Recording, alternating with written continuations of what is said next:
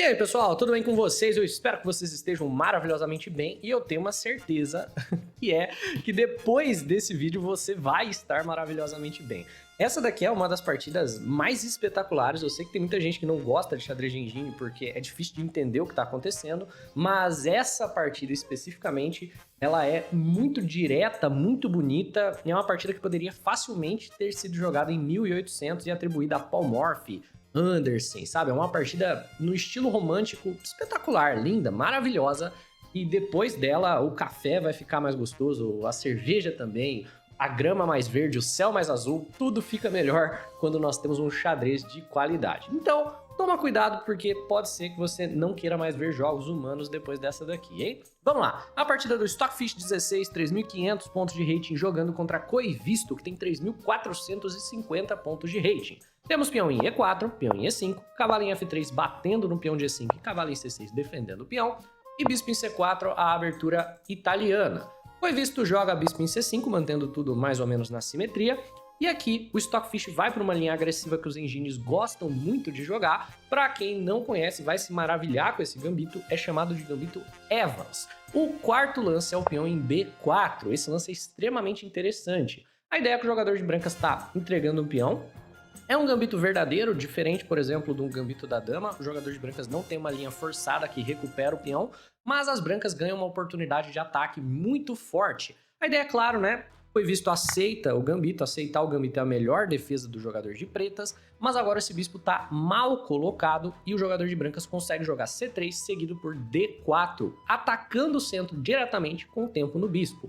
Então, vem o peão em C3 batendo no bispo. Muita gente já debateu qual o melhor lance para o jogador de pretas aqui. Algumas pessoas já até argumentam que voltar o bispo lá para a casa inicial é o melhor lance. Em nível amador, muita gente joga bispo em C5, que não é bom, porque aí o D4 vem com o tempo no bispo, né? Mas o Koivisto vai jogar uma defesa que eu aconselho para você que tem dificuldade de enfrentar o gambito Evans. Ele volta o bispo para a casa de A5, que é interessante porque mantém esse bispo bem ativo, mirando o rei das brancas. E as brancas, geralmente, para descravarem o peão de C, né? Porque se D4 diretamente o peão de C fica cravado, fariam o roque aqui. Mas já sabemos hoje em dia, com os engines, que o D4 é absolutamente o melhor lance na posição, já batendo no centro, já ameaçando D5, chutando o cavalo, já ameaçando ganhar o peão de E5, forçando o jogador de pretas a capturar e, por consequência, abrir mão de um peão central. E as brancas seguem atacando com muita violência, ao invés de fazer o roque aqui, não ligam em capturar o seu peão de volta, né? Estão com 2 peões a menos, jogam dama em B3 e partem para o ataque. Ou seja, o jogador de pretas tem 2 peões a mais limpos. No entanto, as brancas têm um ataque fortíssimo. O jogador de pretas joga o que é considerado o lance mais forte na posição. Obviamente, estamos falando de xadrez de engine. Os dois vão jogar os lances mais fortes na posição sempre. Então, nós temos dama em E7, que é uma defesa simples ao peão de F7, ao mesmo tempo um contra-ataque, porque está batendo também no peão da casa de E4. Outro lance que é muito popular, e é o que eu jogo no caso, é o lance dama em F6, eu gosto, porque deixo livre a casa de E7 para o cavalo depois, e aí o cavalo apoia um D5 no futuro, por exemplo, mas, é claro, o Koivisto tem um pouquinho mais de rating que eu, né, então ele joga dama em E7, que ele prefere, e as brancas, então, para sair da ameaça da dama em cima do peão de E4, fazem o roque, e o jogador de pretas aqui tem uma série de lances possíveis a partir dessa posição. Brancas não tem nenhuma ameaça específica, pretas têm 2 peões a mais, então o que é que o jogador de pretas deve fazer nessa linha? Obviamente existem vários lances possíveis, até tomar mais um peão já foi jogado aqui por parte das pretas, cavalo em F6 já foi jogado, peão em D6 já foi jogado, mas as pretas jogam um lance que faz bastante sentido, jogam bispo em B6. Estão movimentando esse bispo pela 4ª vez, esse lance pode parecer uma perda de tempo, mas ele faz 2 coisas. Primeiro, é um lance que está liberando a casa de A5 para o cavalo, que é uma ideia temática. Cavalo em A5 dá um duplo na dama e no bispo, e se esse bispo de casas claras for trocado, parte da potência do ataque das brancas acaba se esvaindo, uma vez que estamos jogando um gambito, não queremos trocar peças, queremos um ataque para dar checkmate cedo. Outra ideia também é que agora o bispo está defendendo o peão de D4, e por consequência o jogador de pretas consegue assegurar a sua vantagem de 2 peões pelo restante da partida. Não temos como recuperar o peão. As brancas, então, capturam em D4, e aqui, obviamente, existe aquela bifurcação no caminho. Podemos tomar em D4 como jogador de pretas, ou podemos jogar cavalo em A5 batendo na dama e no bispo. E cavalo em A5 pode ser jogado imediatamente. É o lance mais natural, já foi jogado em algumas partidas de mestre de humanos aqui. No entanto, eu vou mostrar aqui a linha para vocês, ele não alivia o ataque. O ataque das brancas segue muito forte mesmo sem o bispo. Então, ó, cavalo em A5 poderia ser jogado, mas uma linha, por exemplo, apenas para exemplificar o porquê que não foi, é que, por exemplo, a dama vai conseguir defendendo o bispo, ou por C2, ou por A4, cavalo toma bispo, dama toma, e o jogador de pretas ele não tem liberdade para desenvolver.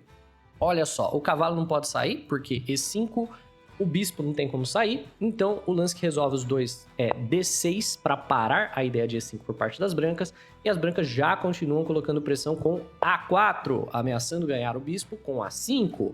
Se C6, por exemplo, o lance que o computador recomenda, A5 chuta o bispo e depois D5, nem um minuto sequer de descanso ao jogador de pretas, e já tem que ficar preocupado com uma ameaça de ataque duplo ao peão da casa de C6.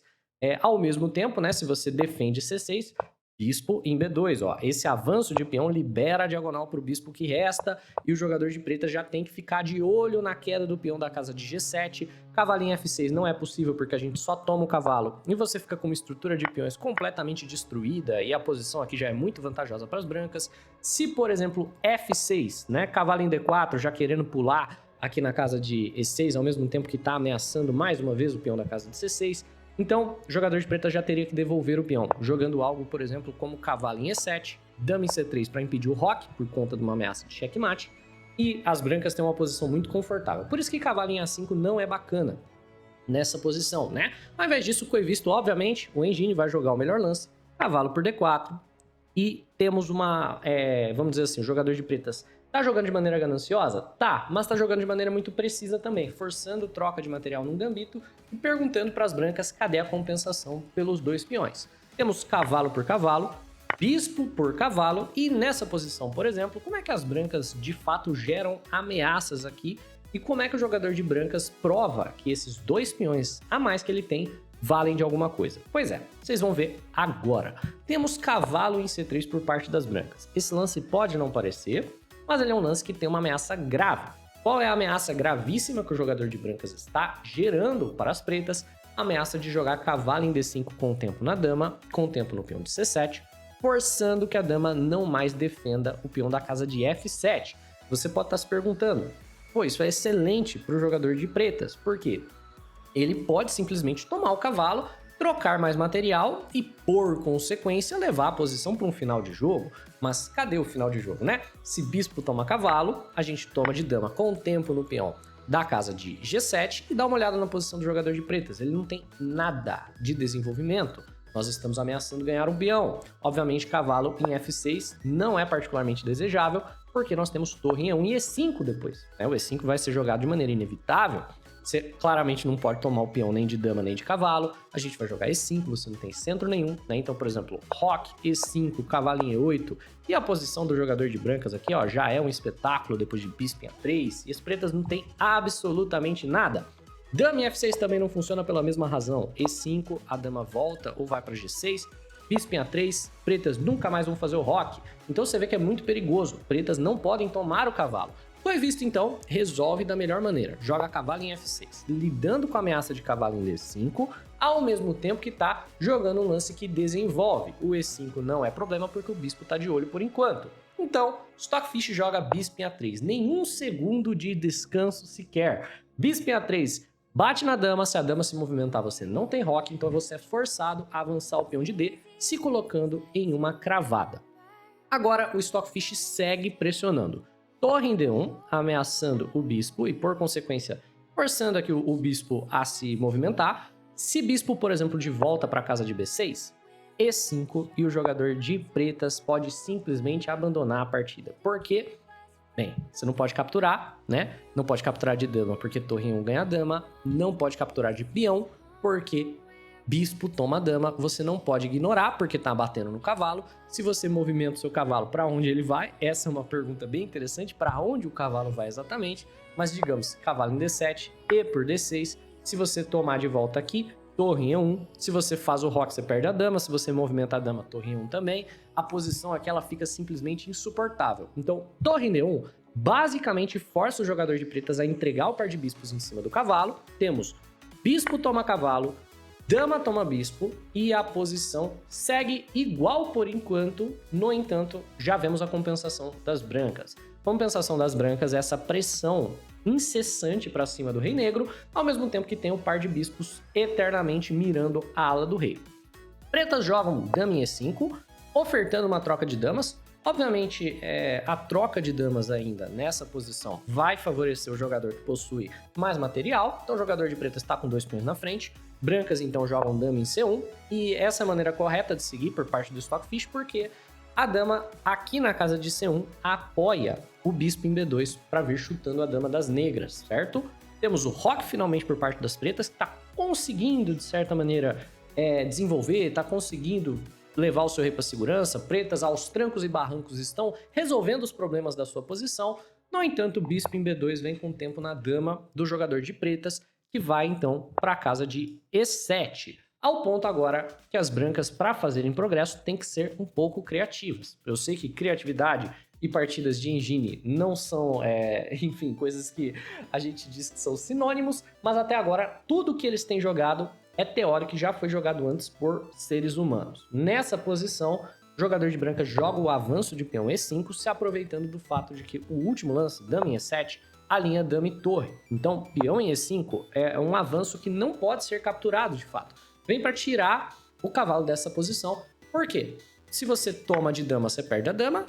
Se você toma de peão, você perde a qualidade por conta do lance bispo em A3, beleza? Então o E5 chuta o cavalo dessa casa, descoordena um pouco a posição do jogador de pretas, que tem que jogar aqui cavalo na casa de E8. E agora as brancas jogam torre em E1, né? O cavalo em E8 também tem essa vantagem de poder, por exemplo, capturar e depois colocar o cavalo na casa de D6, caso o bispo em A3 seja jogado. Então, por exemplo, H6, se o jogador de pretas resolve capturar, a ideia de bispo em A3 não mais faz nada, porque cavalo em D6. Por consequência, torre em E1, ameaçando novamente capturar, dessa vez com tempo na dama. Esse lance é extremamente interessante por parte do jogador de brancas, né? Então, ó, se um lance aleatório for jogado, peão toma. E, bem, é uma simples vantagem enorme material por parte das brancas a partir daqui, porque vão recuperar o seu material ao mesmo tempo que vão depois jogar esse avanço fortíssimo aqui na casa de D7, né? Então a dama sai e o avanço D7 vai ser jogado. Portanto, torre em E1, bispo em E6 lidando com a cravada e ofertando uma troca de bispos. O que você me diz? Essa troca de bispos aqui favorece a quem? Obviamente que favorece o jogador de pretas, então as brancas vão jogar de maneira muito legal para manter o seu bispo de casas claras. Temos peão de E toma peão de D6, com tempinho na dama, é claro, essa captura. Você tem que retomar, e aí agora o jogador de pretas, para conectar torres, finalizar o seu desenvolvimento, opta por tomar de cavalo, com tempinho no bispo também, e bispo em B3, simplesmente saindo da mira do cavalo. Então, por hora, bispo toma bispo não está sendo ameaçado, porque o bispo está cravado a dama, certo? Por consequência, dama em D8, saindo da cravada. Agora que a dama saiu da cravada da torre de E, parece que a troca de bispos vai ser forçada por conta do peão de A. No entanto, o Stockfish joga aqui um lance muito bacana, bispo em A4, sacrificando o peão de A para manter o par de bispos. Ou será que é de fato um sacrifício, né? O peão de A pode mesmo ser capturado? Pensa aí um pouquinho e me responde. Se você chegou à conclusão de que o peão de A não pode ser capturado porque é o que o Stockfish jogou, o sacrifício, né? Você tá mais do que correto, mas se você encontrou a refutação, que seria o simples dama em A1, ameaçando o bispo ao mesmo tempo que ameaça o peão de G7, então você tá mais de parabéns ainda, né? E aí o jogador de pretas teria que voltar o seu bispo, pendurar o peão da casa de G7, tirar completamente a segurança do seu rei e, por consequência, é muito melhor você simplesmente não tentar capturar o peão de A.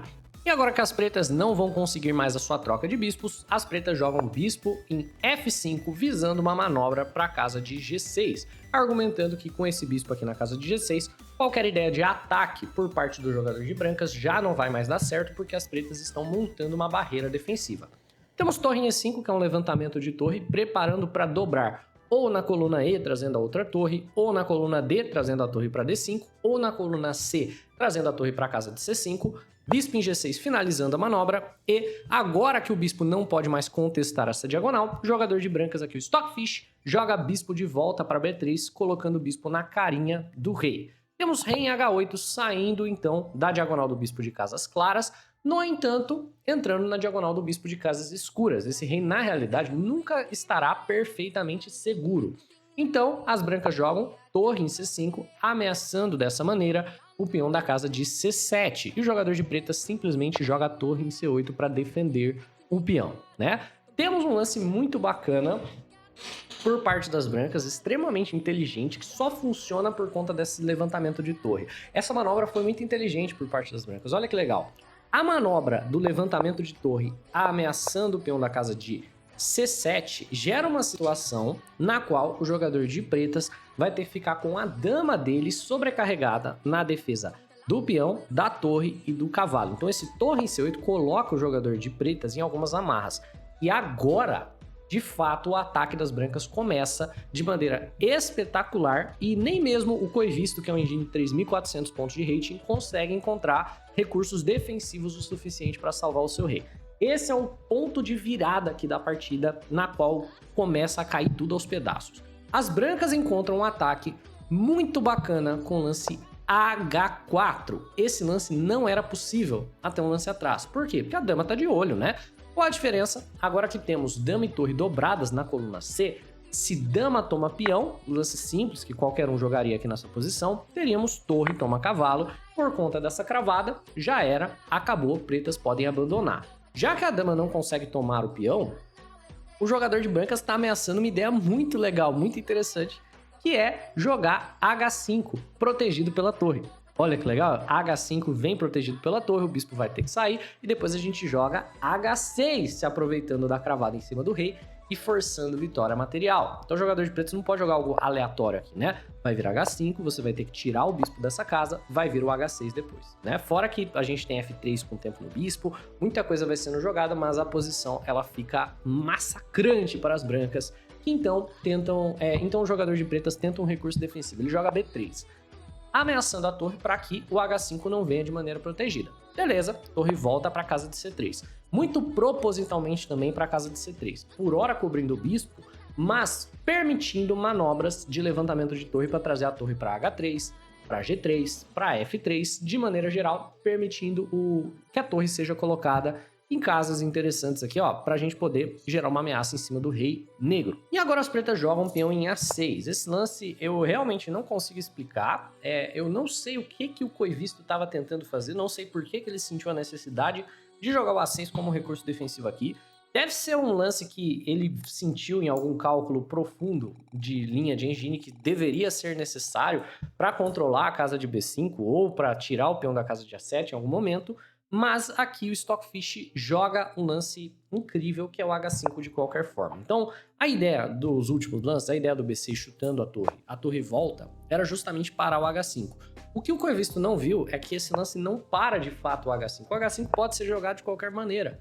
Por quê? Porque depois de bispo toma em H5, com tempo na torre de D1, as brancas podem sacrificar a torre, jogando torre em H3. Então, olha só, a torre de D1 está simplesmente pendurada aqui na posição, mas estamos começando um ataque muito forte. É o terceiro peão sacrificado, uma torre sacrificada, mas claramente a torre não pode ser tomada por conta de dama em H6 e não tem como defender os dois checkmates que estão ameaçados, né? Tá sendo ameaçado um checkmate em H7, tá sendo ameaçado um checkmate em G7, não dá para defender os dois. Se você defende, por exemplo, o mate da casa de H7, jogando algo, sei lá, bispo em C2, vai ser mate na casa de G7. Se você defender o da casa de G7, vai ser mate em H7. Então, esse é um sacrifício de torre que não pode ser aceito. O bispo volta para a casa de G6, mas a ideia permanece. Agora tem uma torre cravando o peão de H, um bispo cravando o peão de G, a torre está na cara do rei e o Stockfish segue com dama em H6 da mesma maneira. Ameaçando o quê? Checkmate em 1 na casa de G7, se aproveitando que o peão de G tá cravado. E nessa posição, apesar de não ter mais checkmate, é uma posição tão boa para as brancas, né? O mate pode ser defendido com torre G8, por exemplo, que é relativamente simples da gente continuar o ataque.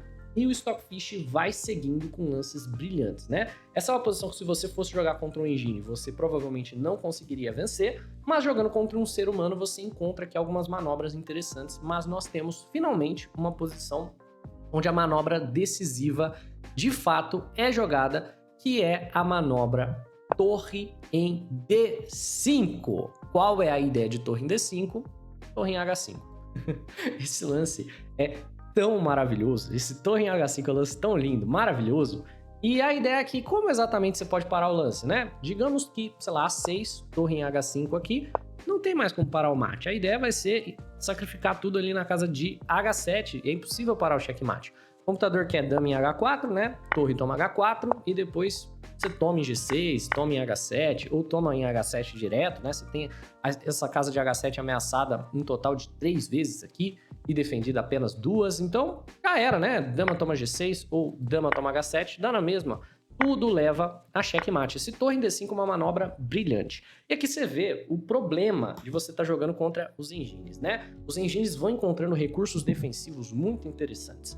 As pretas ainda jogam dama em E7. E esse é um belo recurso defensivo porque agora, se você jogar o torre em H5, né, ele não funciona mais por conta de dama em E1. E depois de rei em H2, temos dama em B1. Então o jogador de pretas encontra uma defesa muito bacana a casa de H7. E o Stockfish basicamente só não deixa acontecer. Então, ó, primeiro, torre em E5. É uma linha melhorada porque agora tira o jogador de pretas da coluna E. Tira a dama dele da coluna E primeiro.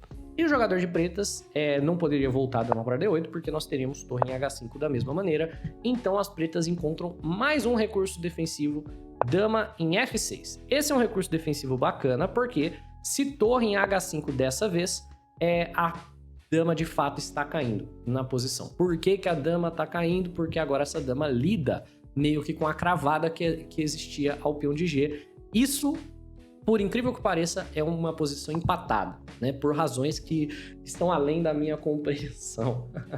Você olha para uma posição tão maluca igual essa, né? Os dois bispos na cara do rei, as duas damas caindo com cheque, as duas torres na coluna H na cara do rei e o computador chato dizendo que é empatado. Então, dama em F6 é bem interessante, fica ali na cara do bispo, mas ó, gera uma ameaça de capturar a dama. Stockfish, então, traz a dama de volta para a casa de C1. Agora, a torre não está mais cravada ao bispo, existe uma ameaça de movimentar essa torre com o tempo na dama negra, e é renovada a ameaça da gente trazer essa torre para a casa de H5, dessa vez com o tempo na dama. Portanto, bispo em F5, mais um recurso defensivo, bloqueando a vinda da torre para a casa de H5, ao mesmo tempo que também ameaça a torre da casa de H3. A torre está ameaçada, temos que movê-la. Para onde você colocaria essa torre? Se pergunte aqui, você está jogando aqui de brancas, onde é que você colocaria a torre de H3 que está sendo ameaçada? Pois é, meu amigo, se você encontrou torre em H6, você está trapaceando. Olha esse lance, que bizarro! Torre em H6 e a torre não pode ser capturada por conta de uma ideia belíssima, né? Então, por exemplo, por que a gente não pode só tomar a torre, né? Digamos que dama toma torre. Dama toma dama, né? Nesse caso, abrindo aqui a casa do peão de G7 e temos um simples checkmate. Torre em E8, cheque descoberto de bispo, certo? Você não tem como bloquear o cheque porque a sua torre está cravada, o rei não tem para onde ir, o único lance é F6, bispo toma em F6, checkmate. Da mesma maneira, se você tomar a torre aqui de peão, né? Nós temos dessa vez torre por F5 e a sua dama está cravada ao rei, vai cair com cheque e essencialmente você vai levar checkmate muito cedo. Então, torre em H6 é um recurso absolutamente espetacular e o Stockfish está forçando o Coevisto a ficar mexendo essa dama para lá e para cá. E a dama tem que abandonar de vez tanto a coluna E como também abandonar a ideia de ficar na frente dessa cravada. Então a dama tem que voltar lá para a casa de E8, ao ponto que temos dama em F4, ameaçando essencialmente o que? Esse dama em F4 está ameaçando torre por bispo, cavalo toma, dama toma e muita pressão ali na casa de H7. Então o bispo vai lá para a casa de B1, tá? Fica de olho em H7. Torre em H5. E agora que as brancas finalmente têm as suas duas torres aqui, ameaçando o rei, os dois bispos na cara do rei, e estão preparando para trazer a dama para a casa de H4 e formar um canhão de Alekhine, você vê por que é que nem todo jogo de engine é chato de assistir. Alguns jogos de engine como esse são simplesmente espetaculares, é uma das coisas mais bonitas que o xadrez tem a oferecer. É claro, o jogador de pretas ainda encontra alguns recursos defensivos, mas agora a posição já está de fato chegando muito próxima do checkmate, né? Então o jogador de pretas joga dama em E8, que é um lance que vem ainda com um belo recurso defensivo. A ideia é jogar dama em E4 e ficar de olho na casa de H7. Então, por exemplo, se dama em H4, lance mais natural, dama em E4 ofertando uma troca de damas e ficando de olho na casa de H7. dessa maneira impedindo um checkmate, certo? Esse lance é muito bacana. O que o Stockfish faz para gerar uma sequência de ataque muito forte é jogar dama em G5. E esse dama em G5 ele serve dois propósitos. O primeiro propósito, ele ameaça um checkmate que não estava sendo ameaçado antes, que é sacrificar tudo em H7. Então, sacrificar tudo em H7, trocar tudo em H7, como quer que você queira dizer, já é checkmate nessa posição. Então, por exemplo, se um lance aleatório for jogado, torre por H7, torre por H7, dama em H5, checkmate. Então, ó, a partir da casa de G5, a dama tem acesso à casa de H5 para dar o checkmate. Outra ideia também é que o dama em E4, que poderia ser jogado naquela posição, agora não vem com tempo. Você vê, ó, se dama em H4, dama em E4 vem com tempo porque tá ofertando uma troca de dama. Você não pode ignorar. Agora, com a dama em G5, dama em E4 não funciona como recurso defensivo, porque nós podemos chutar a dama dessa casa. Não é um lance que vem com tempo, podemos chutar a dama e agora o recurso já não funciona mais. Temos, por exemplo, dama em F5, dama em H4, dama em G6, por exemplo, e o jogador de brancas pode, é claro, aceitar a dama que está sendo sacrificada, ou ele pode jogar ainda um lance mais interessante, que é tentar colocar o bispo dele aqui na casa de E4. Então, por exemplo, bispo em D5, para depois jogar bispo em D4, e a ideia é muito simples, né? Esse bispo em D4 é um lance meio que de interferência. Então, olha só, se por um acaso, né, você toma de cavalo, o seu bispo para de defender a casa de H7. Olha que bacana, né? O bispo está parando de defender a casa de H7. Então agora a torre por H7 está sendo ameaçado como checkmate, porque o bispo não mais vê essa casa, e depois de bispo toma, né? Quando você tomar esse bispo, essencialmente ele não defende mais a casa de H7. Então o bispo em E4 é uma ideia muito, muito forte que vem por conta desse F3. Eu parei para explicar porque vai ser relevante no futuro também. Você vai ver que essa é uma ideia forte para parte das brancas. Então o jogador de pretas gera uma ideia defensiva que é o F6. Liberando basicamente o sacrifício de dama aqui na casa de H5. Ele quer entregar a dama para não levar mate. Obviamente, você poderia, né, tomar lá em H7, ainda tá ganhando, certo? No entanto, se você toma tudo aqui, rei toma H7, você não tem mais a ideia de dama em H5. E se você segue pressionando, tipo dama em C2, gerando aqui uma ameaça de checkmate, né? Então, se você tomar a dama, vai levar mate. Tem dama por H5, um desesperado para não levar mate. Obviamente, a posição fica ganha para as brancas de qualquer forma. No entanto, a Stockfish acha uma continuação melhor, que é simplesmente capturar o peão, né? Olha só, você não pode tomar, obviamente, porque leva mate, certo? Então, começa finalmente a cair material em volta do rei negro. Dama em um cheque, rei em H2, dama em E2, por quê? Porque pretas estão desesperadamente querendo, né, sacrificar a dama nessa torre para não levar checkmate, mas é simples, né? Torre de F vai lá para a casa de H6, torre em E8 e F3, desabilitando qualquer ideia de sacrifício de dama em cima da torre, ao mesmo tempo que também está preparando a ideia de bispo em D5, bispo em E4. Dama vai para a casa de D3, porque agora dama e bispo estão de olho na casa de H7, impedindo o checkmate, mas bispo em D5 com aquela ideia de interferência que nós já vimos no futuro. O jogador de pretas tenta um último recurso defensivo, que é torre na casa de E6, né? Então a ideia aqui do torre em E6 é que se bispo em D5 for jogado, essencialmente aqui, né, dando o golpe final pro checkmate, porque se cavalo toma checkmate, porque a dama e o bispo não mais defendem a casa de H7, e se dama toma, você tá essencialmente entregando a dama num bispo e por consequência perdendo o jogo da mesma maneira. Mas as brancas só tomam a torre, né, tipo assim, ó, torre em D6, a gente toma a torre, cavalo volta para E8 e o jogador de pretas abandona. Sim, o Engine abandonou. Mas nessa posição é mate em 5 de qualquer forma. Você poderia voltar o bispo, você poderia sacrificar tudo em H7 agora e depois jogar bispo em F5 também funciona. E a ideia é que você está se aproveitando do fato de que a dama está cravada, né? Então, ó, se bispo toma F5, dama toma. Se dama toma torre, dama toma checkmate. Então, cavalo em F6 defendendo a dama, a gente toma o cavalo, toma a dama, temos checkmate. E, bem, né? O que eu vou falar? O Stockfish simplesmente humilhou a Engine. Nessa posição, né, depois do levantamento de torre, depois de torre em H6 e essa torre entrando em H5, essa posição aqui é um espetáculo, né? Nunca vi uma coisa parecida com essa em nenhum jogo humano. Eu tenho certeza que essa partida, se você mostrar pra qualquer um, a pessoa vai ficar simplesmente maravilhada. Essa daqui é uma partida que muda a sua perspectiva de vida. Então, se você curtiu, né, eu não trago partida de engine aqui no canal, mas essa é uma exceção, deixa um like no vídeo, pô, se inscreve aí no canal. Um abraço, pessoal. Espero que você tenha curtido tanto quanto eu e até a próxima.